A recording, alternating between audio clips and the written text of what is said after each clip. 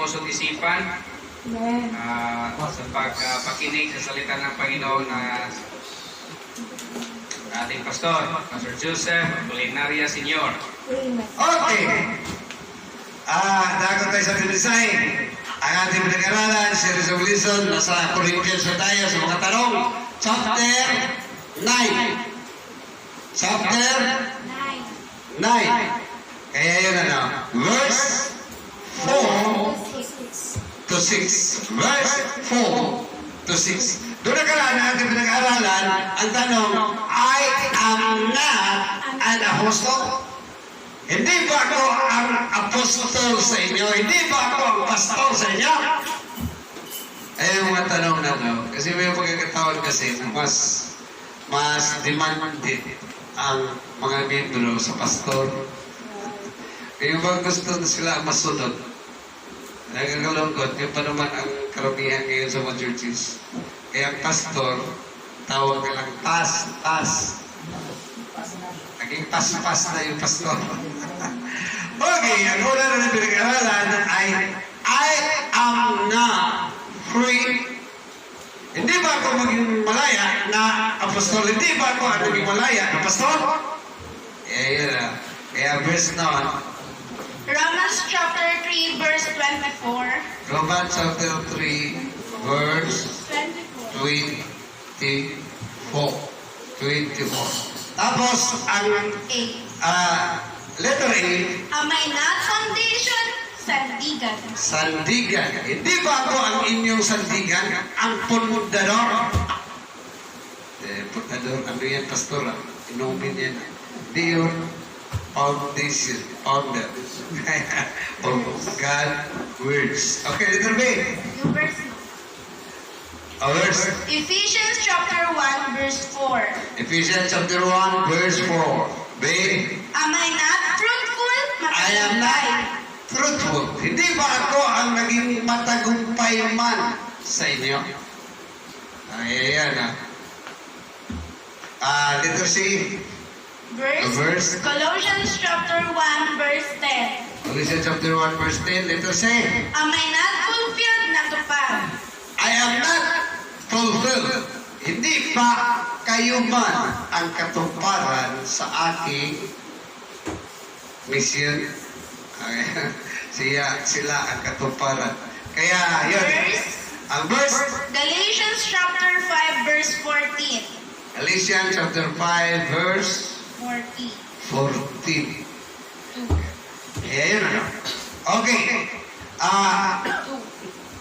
2. Have I not seen Jesus? Have I not seen Jesus? Hindi ko ba nakita man si Kristo? Kaya lalay natin, si Pablo yung inaral sa Damascus para siya tawagin, piliin, para siya magiging apostol, para siya magiging missionary, at para siya magiging pastor. Si Kristo mismo ang tumawag. Kaya sabi, walang nagturo sa akin ng tao. Di pag-umpisa ko sa pagturo, sa pagwali, sa pagdala sa salita ng Panginoon, hindi nga ako pumunta sa Israel. Kaya burado dito yung mga magagaling na pastor na may edad, matatanda, nga inaangkin yung mga pastor. Missionary yan. Sabi ba yung galing ng pastor? Pastor, maganda magpasakop ka sa pastor. Yung ginanda doon. Ako din ang pastor na naging pastor na hindi ko pinanggalingan ang tao. Kaya ako umalis dyan sa pinanggalingan ko sa Pedro pasakop ka muna sa akin. Sabi, pastor ka, magpasakop ka sa tao? Hindi ako. Kaya kung mayroong tinatawag na kindness yan, nangyari yan sa akin mula kay Paul. Pero hindi sa katauhan, kundi sa turo. Okay, ang letter A. Am I not satisfied, Jesus? I am not satisfied. Ano yung Tagalog? Nasisiyahan. Nasisiyahan. Hindi ba kayo man nasisiyahan sa Panginoon? Kaya kay Kristo, kaya kay Pablo, nasisiyahan din siya sa Panginoon. Kaya nga sabi, ako sumusunod sa Panginoon, ako nagtuturo sa Panginoon, napumuhin sa Panginoon. Dapat kayo, ganun din, sundin niyo rin yung Panginoong Kristo. Letter B. B. Am I not significant, Jesus? Mahalaga. I am not significant. I am not, hindi ba ako mahalaga? Dapat mahalaga, may halaga.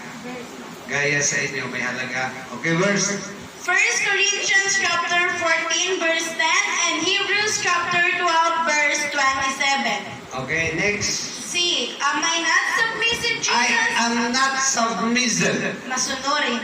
Hindi ba ako submissive? Hindi ba ako masunurin man? Dapat kayo din ay maging masunurin. Amen? Maging masunurin. Okay, verse.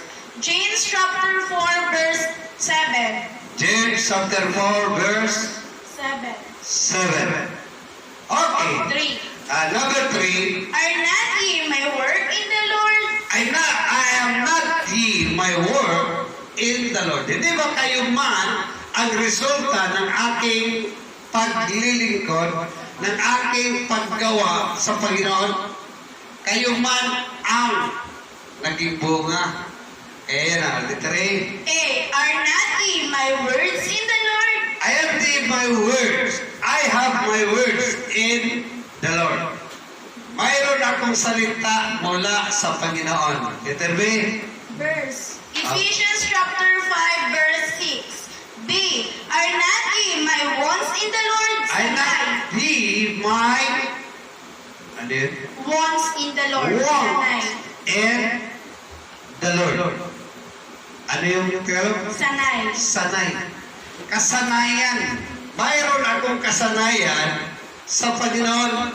Mayroon akong salita. Mayroon akong kasanayan sa Panginoon. Letter C. C. Are not ye my want in the Lord na panlunan? I am my want in the Lord.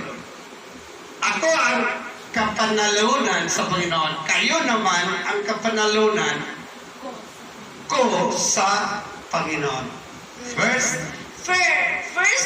Chronicles chapter 26 verse 27. Chronicles chapter 26 verse 7. 27. No. Kaya, no? No. Am I not an apostle? Am I not free? Fulfilled? Fruitful? Am I not your foundation? Have I not seen Jesus? I'm satisfied and significant. Always be submissive, so ye are my work in the Lord. I have my words. I am once and one in the Lord's command. Okay, yan ang pinag-aralan natin. Bakit mayroon tayong ganyan lagi? Kasi may purpose yan. Amen? May purpose yan para sa mga pastor nga nasunod-sunod yung pinag-aralan. Tapos para din sa mga pastor na mayroon pa talaga tayong outline. Kaya kung sa ano pa yan sa mga teacher, mayroong lesson plan. Kaya yun na. Kasi maraming pastor, hindi marunong gumawa. Puriya sa marunong. Yung hindi marunong, madali lang sa kanila sundan. Amen? Kaya, kung manood sila, hindi na sila problema na gumawa ng message. Kaya ganyan, ang ating pinag-aralan ang 1 Corinthians chapter 9 verse 4 to 6. Ang title sa ating pag-aralan, title, Have not we power to forbear working? Have not we power to forbear working? Have not we power to forbear working? Forbear means pagtigil, pagpahinga. Kaya ito, rest, pagpahinga. Forbear means relax, pahayahay. Forbear means refresh. Refresh. Sabi ni Pablo, kami ba ni Bernabe wala bang karapatan? Power means karapatan para magpahinga, para tumigil, para mag-relax, para mag-refresh. Kaya, hindi ba kami, wala ba kami karapatan? Alam mo kasi, sa Bible kasi, sila Pablo, sila lang ang missionary na walang tigil. Amen? Walang tigil sa pagganap. Forever means forever. Sabi ni Pablo, ako ba, kami ba ang forever na lang na gumagawa lagi? At wala ba kaming karapatan para magpahinga?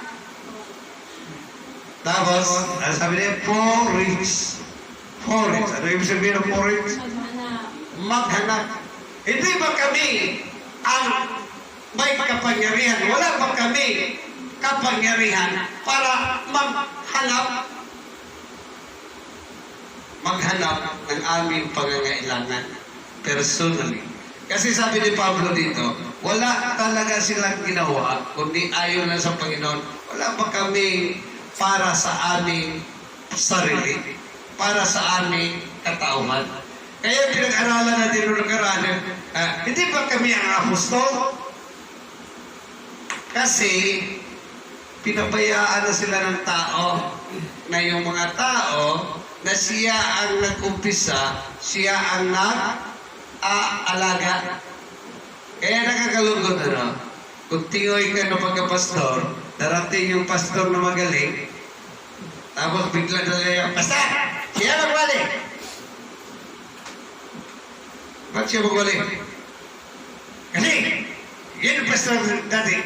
Ano talaga yan? Magaling. Sabi ko sa kanya, pagpawalihin mo yan, bukas, alis ako rito. Kasi yung gusto niya pawalihin, babaero. Tatlo ba naman? Sabay-sabay. Sabi ko, pagpaulihin mo pa yan ngayon, bukas, alis ako rito. Subukan mo. May mga membro kasi, nakala mo siya may-ari ng church. May mga membro kasi, akala mo, okay pa naman sana kung siya talaga ang gumastos eh. Medyo may rason. Hindi naman. Salita lang, karamihan. Pero sabi ko nga, ang sagot ko doon, sabi ko, kahit ikaw pa nagpundar, bumili ng lote, bumili, nagpatayo ng building sa church, hindi pa rin ikaw ang masunod. Ayon sa batas ng Panginoon. Yun. Kaya sabi ni Pablo, ito ang sagot ko sa inyo. Sabi niya dyan sa verse 3. Verse 3. Ito ang aking pagsasanggalang sa mga nagsisiyasat sa akin. Ito ang aking sagot sa inyo. Dahil sa mga Christian, sa mga demand ng mga Kristiyano, dahil sa kanilang mga gusto ko to, gusto ko niyan, gusto ko pastor, at di ba naman pastor? Pastor, ako naglagay sa iyo dita.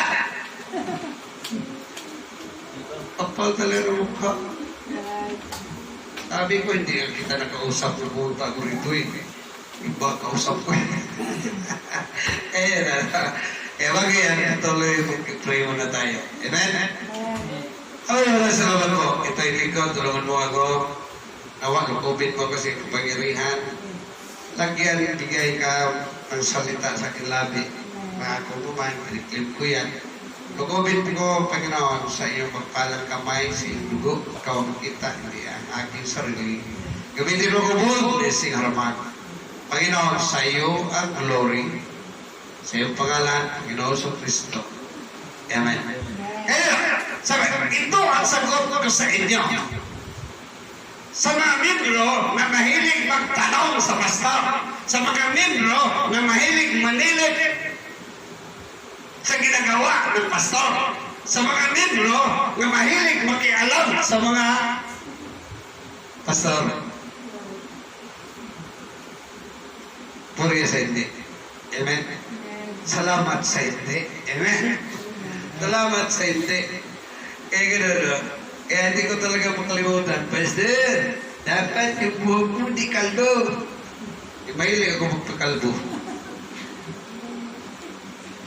Dapat yung buhok mo, Pastor, naka-gel. Makintab na yung ulo ko pagka nakalbo, ah. Okay. Dapat, Pastor, yung damit mo, nagka-plansa. Ito, hindi ako mahilig mo plansa. Dapat, Pastor, yung pantalon mo, may silik. Yung format talaga dito. Yung magano.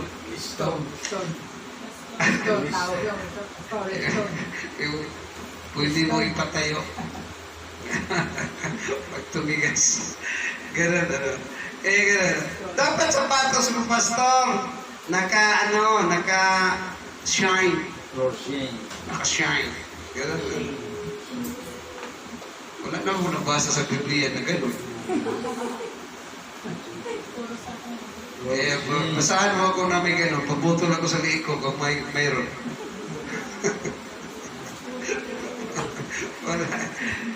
Sabi kasi Bible, be a modest apparel. Ang modest apparel, kung titignan mo yan, kung anong damit sa lugar na yan, yan ang isuot mo. Yun ang ibig sabihin ng modest apparel. Hindi yung kung anong damit na Amerikano, nag-Amerikana, yun din ang damit mo. Hindi ganun. Iba ang damit ng Pinoy, barong. Iba ang damit ng China, puruntong. Anong pauso ng saliko? China yan, at saka puruntong dito na yung gusto-gusto isuot ng mga lalaki ngayon. Puruntong. Yung kung sa ano pa, sinuot din niya nila sa mga apostolis, panahon ni Cristo. Yun ang para bang pachama. Kasi yung sa lolo ko dati, nakatali lang dito. Maluwang na maluwang yan. Kaya parang ginawa sako ng harina. Ganun kaya, David. Sagot ko talaga niyan. Bakong, yan pa ang dapat sundin. Dapat panahon ni Cristo, yan ang suot niya. Si Cristo nakamalong. Nakapuruntok, nakapajama na maluwang lang. Dapat kasi rubis ka maayos. Panahon sa mga apostolis, wala silang dalang damit. Kung saan sila maligo, labahan nila, ibilan, isuot ulit. Ganun yun. Wala silang dalang damit. Pag maligo sila, labahan nila doon, ibulan habang naligo. Pagkatapos ng ligo, mga 2 oras, suot ulit. Kaya na, letter A, sa ating pag-aralan, letter A. Power to eat and drink. The power to eat and drink. Wala ba kaming karapatan para kumain at uminom? Bakit nasabi ni Pablo ganun? Siguro hindi na siya pinapakain sa mga membro. Hello? Hindi na siguro siya pinapakain. Kasi, nabaling yung atensyon nila doon sa ibang pastor. May dumating kasi ibang mga pastor, yun na ang mahal na mahal nila. Kasi yung ibang pastor na dumating, mahilig mambula. Si Pablo, Parcador, at saka si Bernabe. Wala ba kaming kampalan kumain? Wala ba kami karapatan na pakainin niyo at painumin? May mga membro na magpakain. Alam mo, ako talaga, hindi ako mahilig kumain. Pero may mga membro na pipilitin ka pakainin. Kainin. Salamat naman sa ugaling ganun. Tapos paubos. Pusin. Okay na yan, ano. Pero ako talaga, hindi ko mahilig kong bundat noon pa, kaya na problema na nga ako ngayon, lumkit-kyan ko eh. Kasi may nagpapakain. Pero dito, sabi ni Pablo, ano ba kami karapatan kumain at uminom? Ay, hindi ba kami may karapatan para makakain? Sabagay, no? Hindi naman demanding si Paul. Sabi nga ni Pablo, pag nagugutom yung membro, mas gusto pa niya magutom din siya. Kaya, umasinso ng membro, siya, ganun pa rin. Wala pa rin siyang nakain. Kasi hindi siya ang tao na mahilig na manutsok doon sa tao. Uy, masinso ka na. Pahingi naman. Babalato naman. Ganun, ano? Hindi siya mahilig magdikdik tungkol sa pagbibigay. Hindi rin siya mahilig magdikdik. Kaya doon, actually, yung turo ni Pablo, maraming na-open. Kasi sinasaway niya nga lihis sa turo ng 12 apostol. Si Pablo kasi, pang 13 siya, apostol. Parang napahabol na lang, pahabol. Kaya, wala ba yung karapatan para kumain? Extendedly, exclusively, at expensively. Yung mga pastor nga iba, yung ibang nilo, pinapakain ng sa 5-star hotel, pinapatulog. Talagang nagastusan. Wala ba kami karapatan ganyan? Bakit yung iba, yung mga nandyan, ganun ginagawa niyo? Bakit kami ni Bernabe hindi? Letter B. The power to lead about. The power to lead about. Wala ba kami karapatan para giyahan yung mga sisters, wife of members? Siguro sinasaway din siya na mga kasama niya yung mga asawa ng libro. Sabi niya, kami pinagbawalan niyo, bakit yung ibang mga naggawa hindi niyo pinagbawalan? Bakit kami? Ano sabi din sa verse? 1 Corinthians chapter 9 verse 5. Wala baga kaming matuwid na magsipagsama ng isang asawa na sumasampalataya gaya ng iba't ibang mga apostol at ng mga kapatid ng Panginoon at ni Cephas? Gaya ng ibang apostol at mga kapatid si Panginoon, gaya ni Cephas. Sila kasi kasama-kasama nila yung mga nanay. Bakit sila Pablo walang sumasama?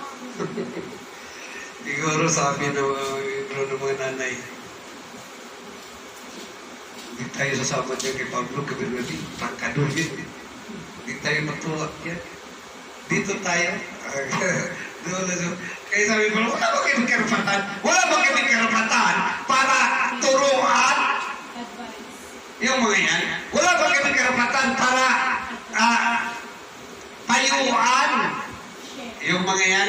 Wala ba kayong karapatan para makipag-share at tulungan yung mga yan? O, ito na sila din, matulungan kami. Ganun. Wala ba kayong karapatan? Letter C, sabi niya. The power to over you. The power to over you. Sabi, wala ba kayong karapatan na gampanan na kami maging partaker? Amen? Pakibasa yung verse. 1 Corinthians chapter 9 verse 12. Kung ang iba ay mayroon sa inyong matuwid, hindi ba lalo pa kami? Gayunmay, hindi namin ginamit ang matuwid na ito, kundi aming tinitiis ang lahat ng mga bagay upang huwag kaming makahadlang sa ebanghelyo ni Kristo. Yun ang referensya nila, Pablo. Amen? Yun ang siyempre, Pablo. Kung may karapatan yung iba, kung mayroon kayong karapatan, ganon kami masigit pa, pero hindi namin sinasamantala. Amen? Hindi sinasamantala ni Pablo yung taong mapagbigay. Yung iba kasi, pag mapagbigay, lalong dikitan. Ay, si brother, mahilig to magbigay. Kaya dikitan para lalong magbigay. Ibig sabihin, hut-hutan. Dahil, yung iba naman kasi, mahilig magbigay ng pagkain. Ito si Sister Rilda, ano yan? Nagbigay pagkain lagi yan. Hindi gano'n sila, Pablo. Pero yung iba, gano'n. Kung sino yung magaling maglaban, magbigay, kung sino yung magaling tumulong, kung sino yung magaling na nandyan, ay binubula para lagi din. Lagi nandyan. Pero sila Pablo, hindi. Tinuturuan, pinaprangkahan nila. Ako, sa totoo lang, itong mga kasama ko, sinasaway. Sinasaway ko. Lalo na yung bili na soft drinks. Nasaway ko yan.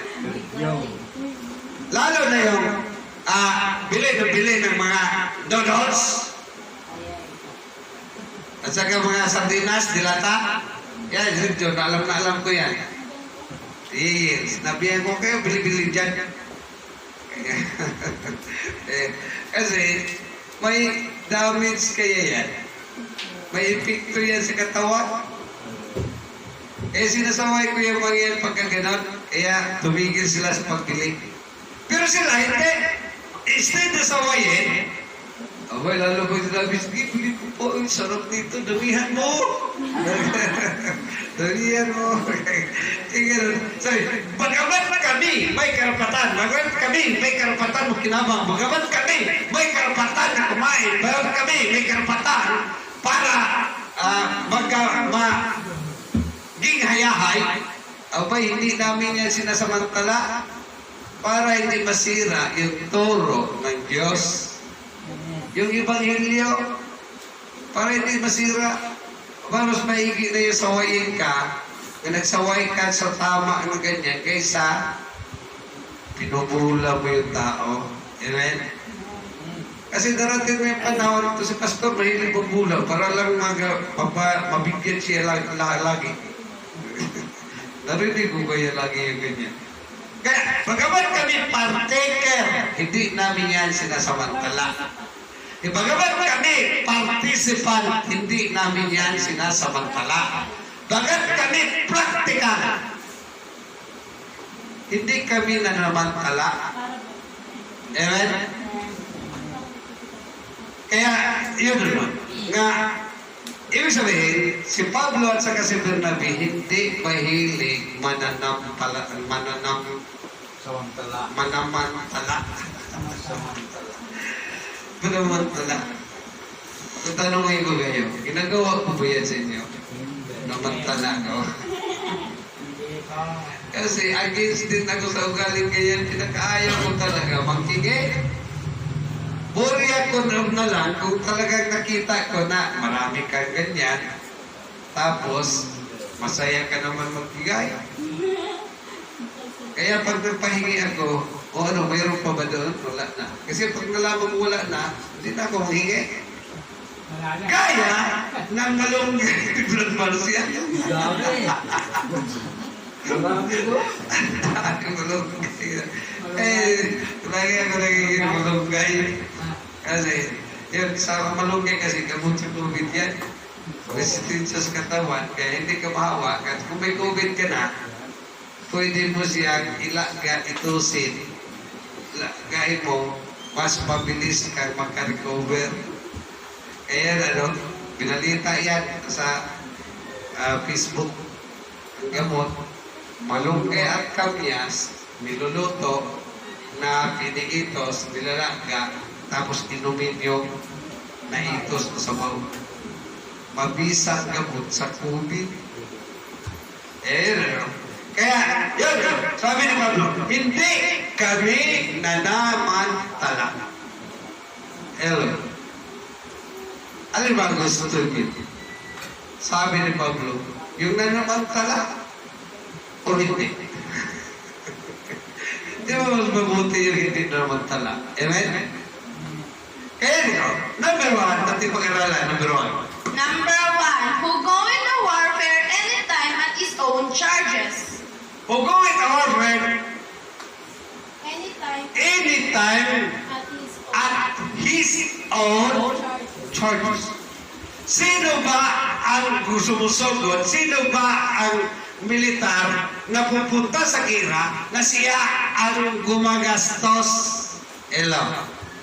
Sabi ni Pablo, sino ba ang pastor na siya ang nanguna sa isang pastor na siya sarili gumagastos? Wala sa ayos yan.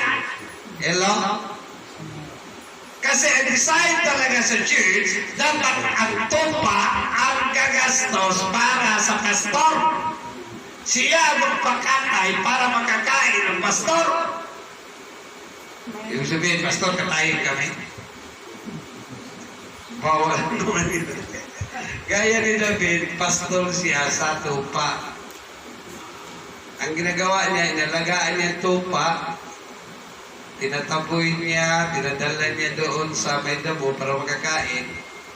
Tapos, pag ang tupa lumago na, lumaki na, di ba kinakatay para makakain din si David?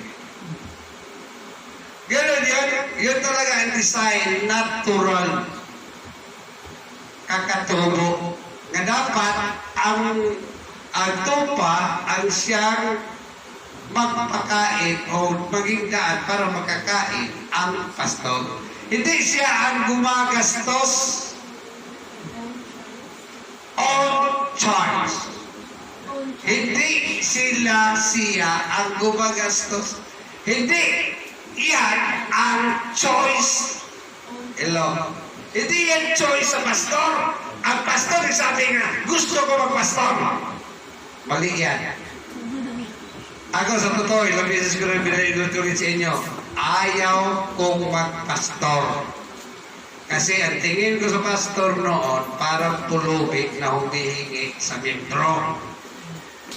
Pero pinilit ako ng Panginoon na maging pastor. Kaya wala akong magawa hanggang sa binulag ako para susunod ako sa Panginoon. Pero yung pastor siya, pinupresenta na siya maging pastor. Sabi mo na gano'n. Sir, yung ina ko, ang papalit dyan na maging pastor. Wala maging pastor dyan, hindi namin kaanak. Abay, mali yan. Hello. Ang pastor, hindi yan ginusto na maging pastor siya. Gaya kay Pablo. Hindi kaya ginusto ni Pablo na maging pastor, maging evangelist. Hindi niya choice. Sabi, hindi ko yan challenge. Di ba ang pastor, sumusunod mo lang sa challenge ng Panginoon?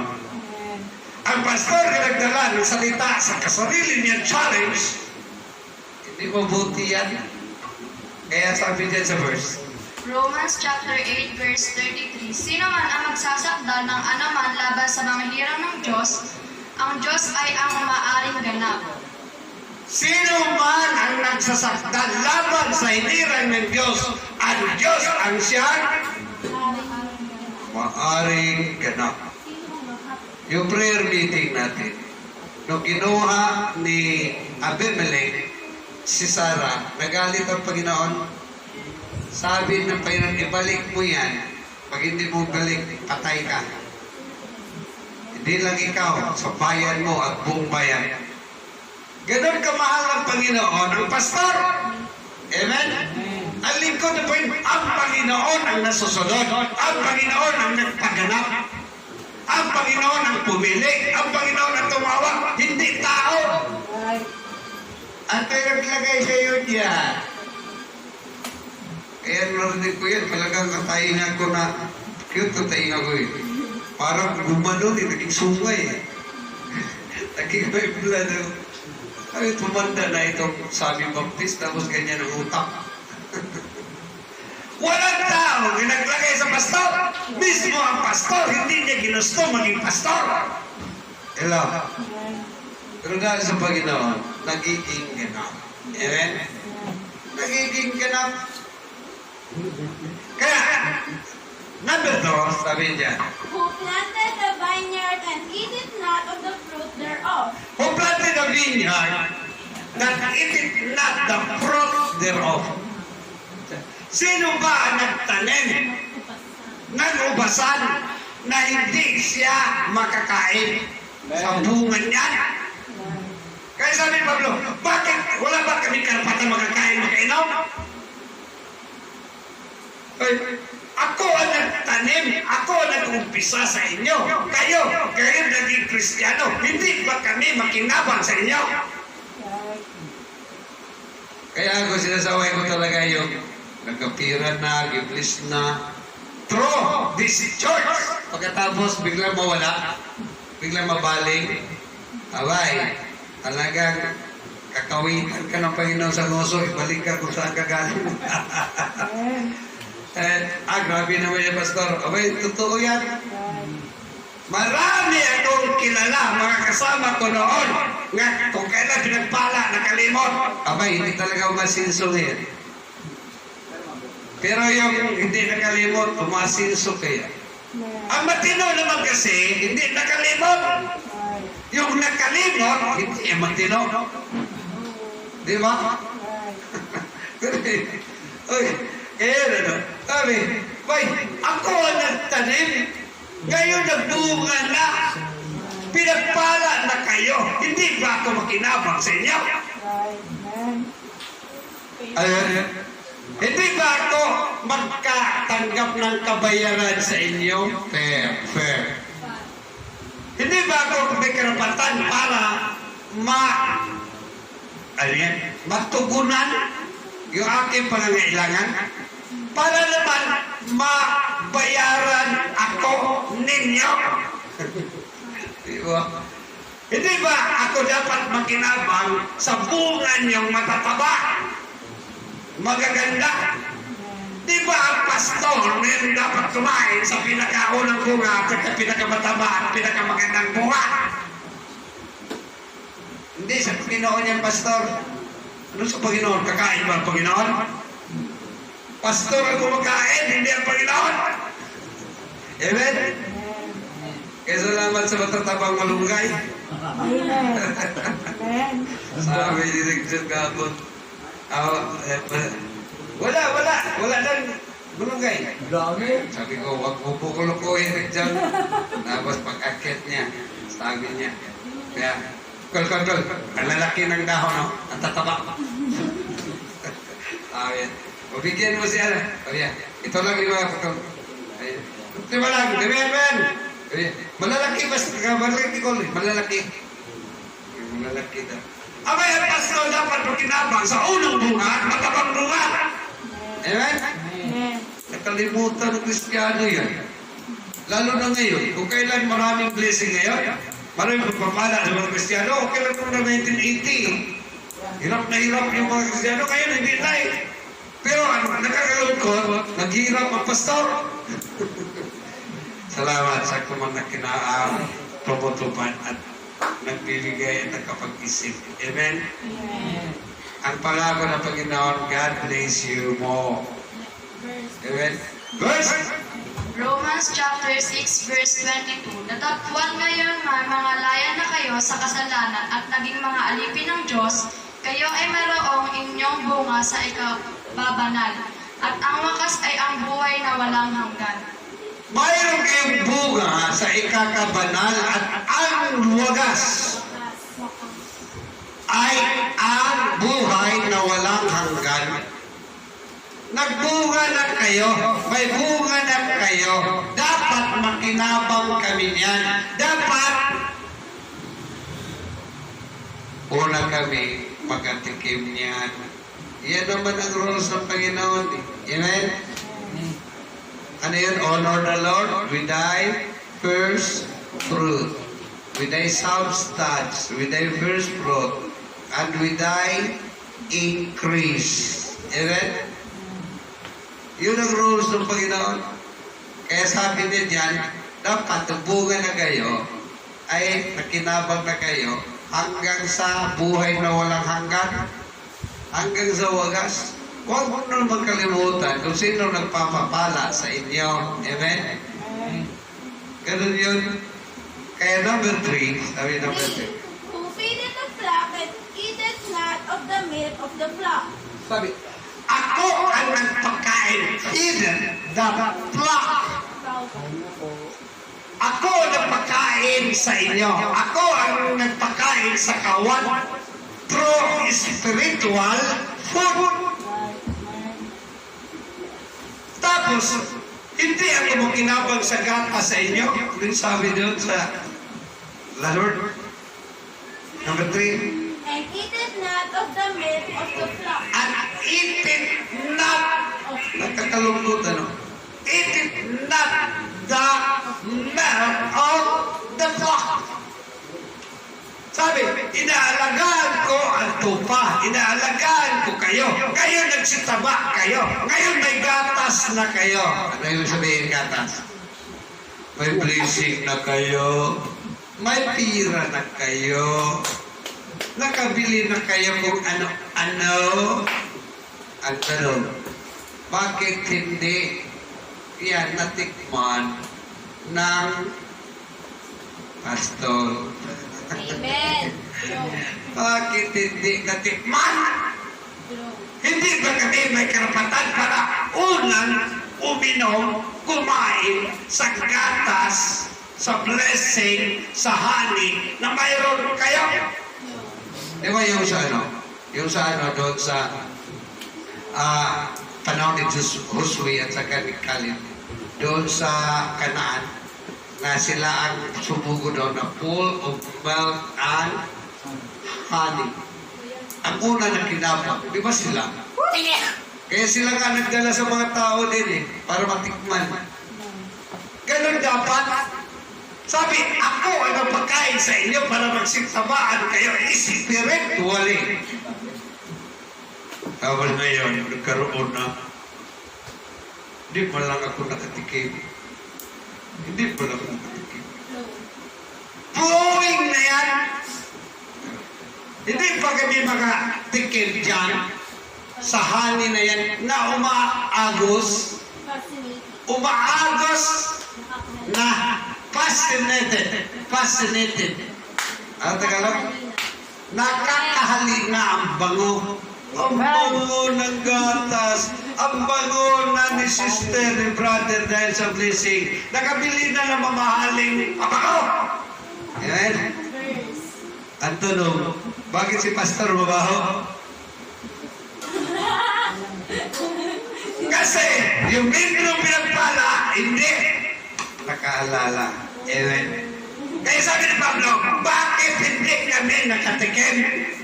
Pag-isa pa yung mga sa numbers? 1 Peter chapter 5 verse 2. Pangalagaan ninyo ang kawan ng Diyos na nasa inyo, na magsigamit kayo ng pagpupuno na hindi sa pilitan, kundi may kasayahan. Magsigamit kayo ng pagpupuno. Amen? Anong pagpupuno? Na hindi sa pilitan. Kaya tayo, asa na ba ito? Pirate na to? Hindi natin ito ginaganyan-ganyan yan para mapilitan kayo. Nandito yan para kusa kayo magbigay. Amen? Nakatago pa o.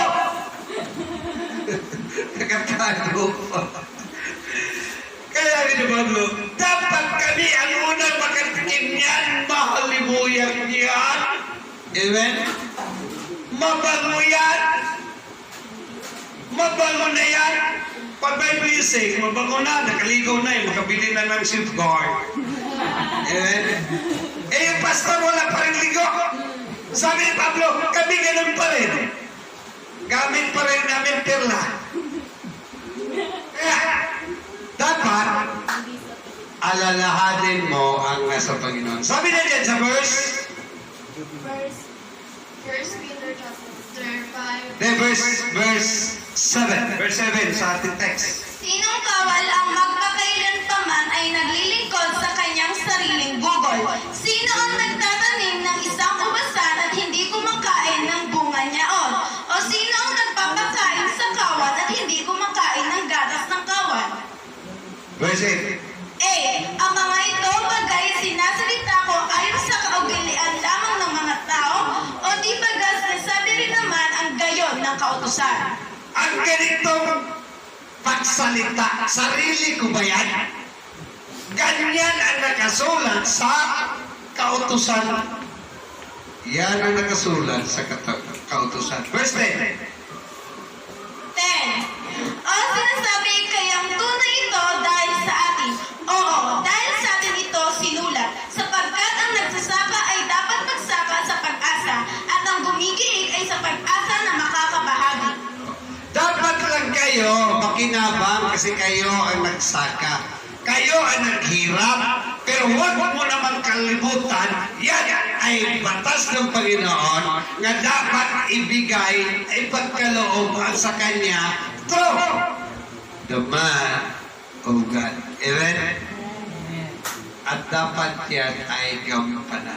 No, sabi niya dyan sa note. No. I have the power to eat and drink, to lead about and over you.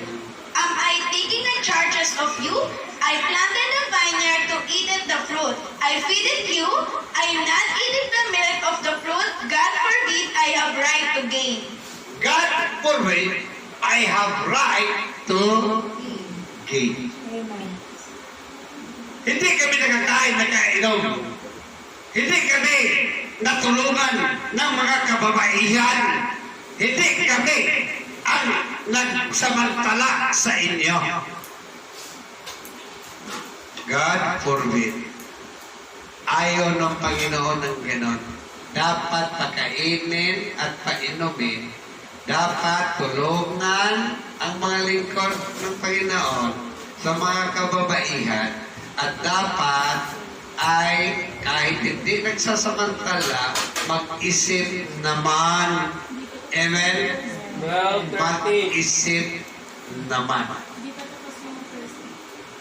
Okay, 1 Peter. 1 Peter chapter 5 verse 2, pangalagaan ninyo ang kawan ng Diyos na nasa inyo, na magsigamit kayo ng pagpupuno na hindi sa pilitan kundi may kasiyahan, na ayon sa kalooban ng Diyos ni hindi dahil sa maharing na kapakinabangan kundi sa handang pag-iisip. Ayon sa pagkanyambangan ng Diyos na hindi sa mamahalin na kagamitan, kundi sa kusang pag-iisip. Amen? Dapat gano'n ang Kristyano. God forbid. Dapat una makinabang ang lingkod ng Panginoon. Amen? Ayon sa inyong kakayahan, sa inyong pag-iisip, usa na kampanan. Amen? Nawa, itong salitang ito, magkakupita sa atin. At sabi ko nga, ako ang kasunod sa ugali ni Pablo na hindi marunong magsamantala at hindi marunong manghingi sa isang bagay liban sa malunggay. Kaya nawa, sabi, gawin niyo na walang sapilitan. Amen?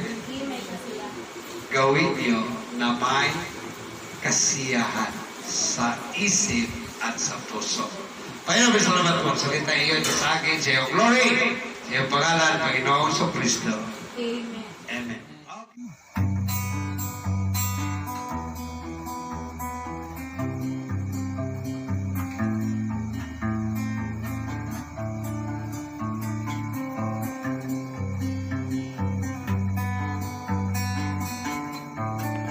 I ride on the bus and walking on the street and climb up the mountain